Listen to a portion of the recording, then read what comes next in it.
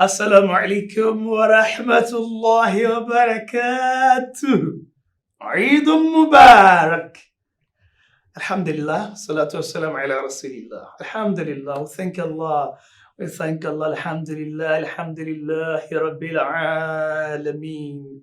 If I have gotten 1,000 tongues, I'll continue to use it to thank Allah for making me, I'm sure you as well, to witness the first 10 days of Dhul Hijah. I'm going to the peak today. Alhamdulillah. Eid Mubarak. Alhamdulillah. We thank Allah. We ask Him to continue to give us the opportunity to do more of this for Him. And may He accept it from us. Allahumma ameen. Well, the biggest of thanks goes to Aspira Nigeria Limited for sponsoring this program. We say thank you, Aspira Nigeria Limited, the makers of Viva Plus detergent powder. We'll still talk about it, inshallah. Let's go to the stretch of the program and begin with recitation from the glorious Quran. Welcome back. I have a guest in the studios and they'll be doing more talking on today. Thanking Allah. Alhamdulillah.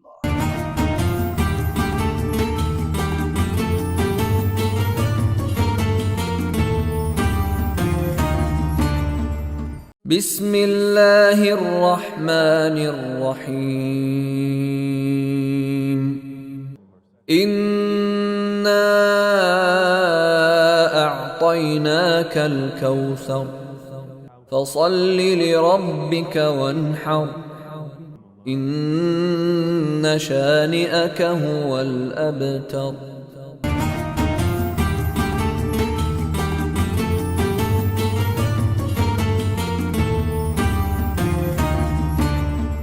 Alhamdulillah Rabbil Alameen. Thanking Allah and still thanking Allah on the program, Dhul Hijah special. The very last one for this year is hosting Fadilatul Sheikh Al-Imam Kabir Nasir Al-Asfar. Assalamu alaikum. Assalamu alaikum. Eid Mubarak. Alhamdulillah. Alhamdulillah Rabbil Alameen. Alhamdulillah Rabbil Alameen. Alhamdulillah Rabbil Alameen. You've been on the program. It's been a beautiful experience. Let's begin with it.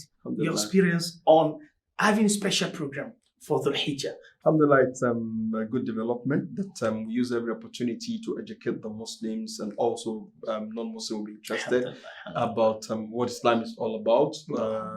And then the Messenger of Allah Sallallahu once told Abu Bakr, let people know that in our religion there are also time for us to celebrate. To celebrate. So Alhamdulillah, it's a very interesting experience. Alhamdulillah Rabbil Alameen. Alhamdulillah Rabbil Alameen. The day begins with thanking Allah. Thanking Allah subhanahu. The activities within the day, thanking Allah. And we ask Allah to help us, to lead us to ending the day with thanking Allah. Alhamdulillah.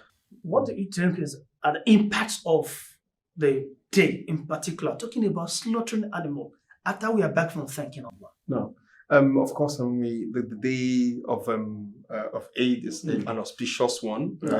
Right from our going to the Eid, right from our chanting, Allahu Akbar, Allahu Akbar. And then we arrive back home, it's time for us to slaughter the animal. Thanking Allah again when it comes to the animal. Allah subhanahu wa ta'ala made it easy for us to be able to slaughter those animals. We also realize that there are people who do not have the privilege to slaughtering animals. This, for one reason or the other, it can be economic, it can be health-wise. They don't have the privilege of slaughtering an animal and celebrating the way we are celebrating. So it's a day that is packed with different reasons for us to celebrate and thank Allah subhanahu wa ta'ala for making us witness today. This is a day with the celebration mood. We have seen our brothers and sisters engaging in slaughtering and abandoning Salah. Because they are slaughtering animals, you say it's time for Salah. In fact, as an Imam, I've discovered that our Salatul Zuhur is usually scanty. It's usually scanty. You go to Salah, you still see people, and Asri the same thing. Anything good or bad about that? You know, it's the fact of the matter is that whatever we are doing, the Muslim should plan his activities or her activities around the Salah. So we should not make slaughtering of the animal, which is not as Consume our time.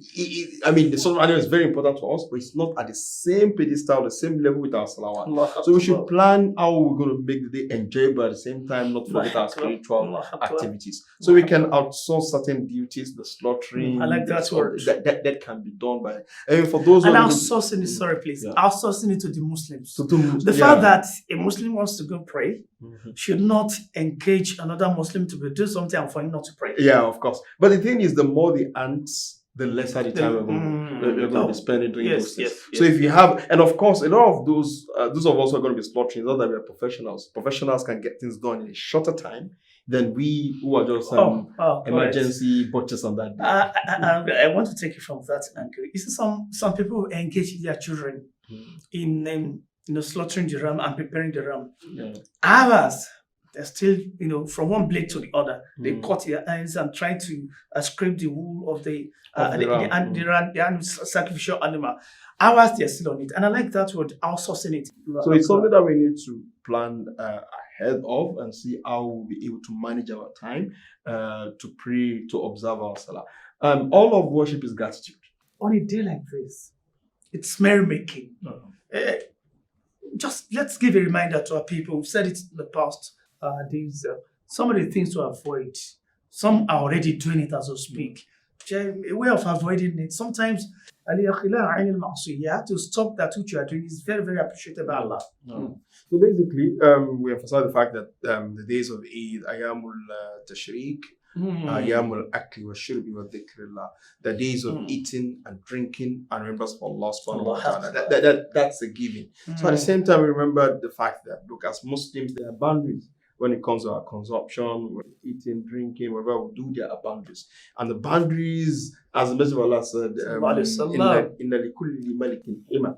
Inna himallahi maharim. Allah has boundaries. Those boundaries are those things that are impermissible. The days of Eid are days of eating and drinking and merrymaking, but they are not the days of consumption of alcohol. They are not the days of, at times some people would actually even organize big parties whereby it's going to be some nude people and stuff like this. And it's going to be Idul Adha get-together or stuff like this. So we should understand the fact that the haram does not become halal on the days of Eid. We are allowed to eat, to drink, to enjoy ourselves. But we should not make the haram halal on the days of Eid. Not making haram halal. No. And at the same time, Allah has not made halal haram for us by throwing us into the world of enjoyment.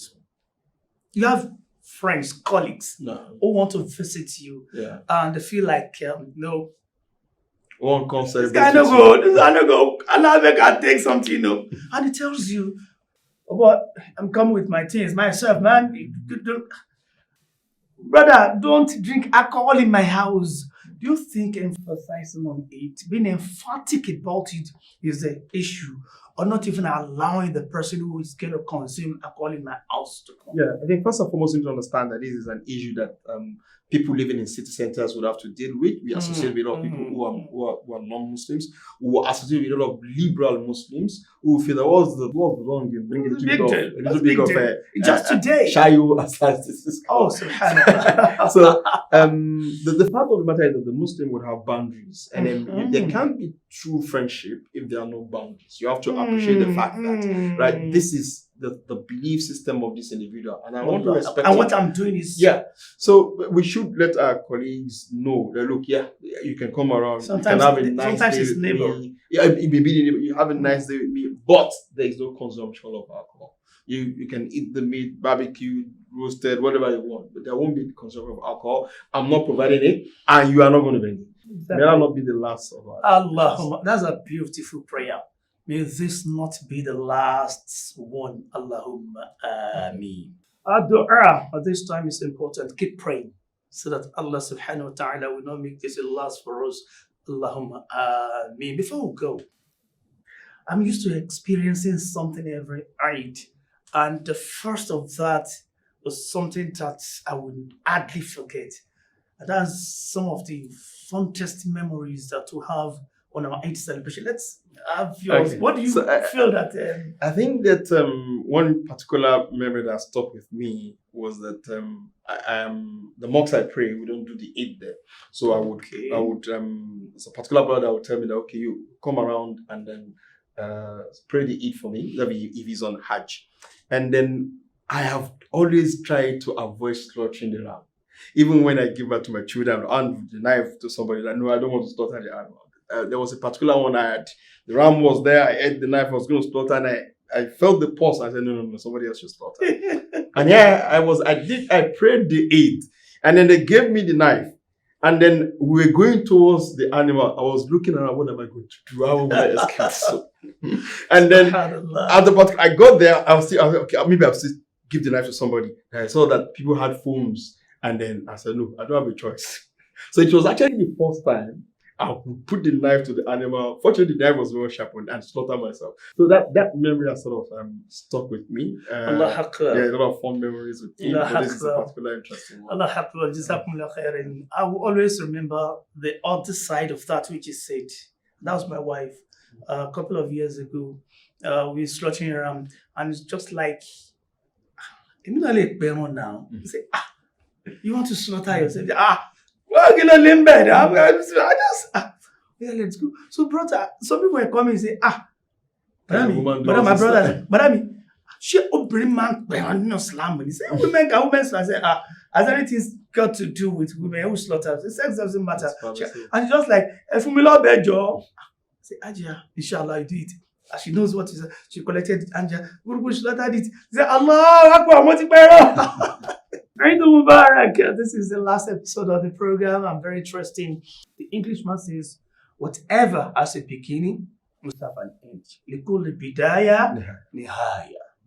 This is the end of the program for this year. But then, man lam yashkur nas, lam yashkur Allah.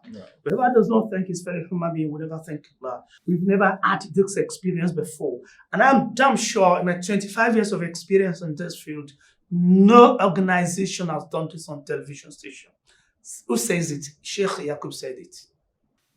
And no one has sponsored except Viva Plus from Aspira Nigeria Limited. So a big thank you to them.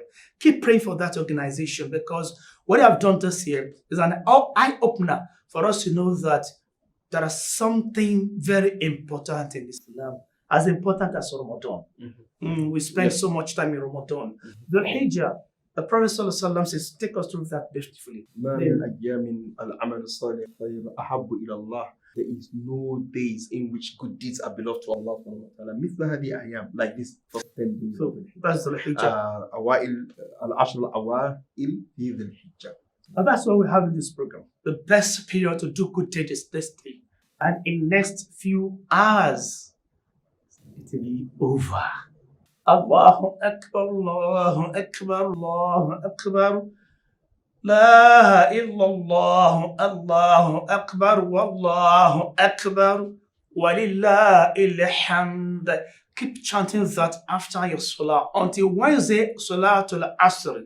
May Allah make it easy for us. Next is when we shall be meeting again, because it's Dhul Hijjah special. Dhul Hijjah special. And in case you've missed 1-2 episodes on this program, just go on YouTube, search for Dhul Hijjah special. Keep it a date with us next year, inshallah. And inshallah promises to be bigger, better, and brighter. I'm yours in faith, Sheikh Yaqub, saying thank you to the entire production crew.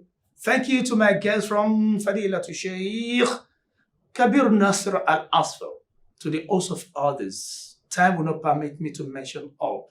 10 episodes, different guests, and you are there with us on the program. May Allah guide us and protect us and preserve our souls till next year when we shall be meeting again. All of us together will do it bigger, better, and brighter, inshallah. Until then, Assalamu alaikum wa rahmatullahi wa barakatuh.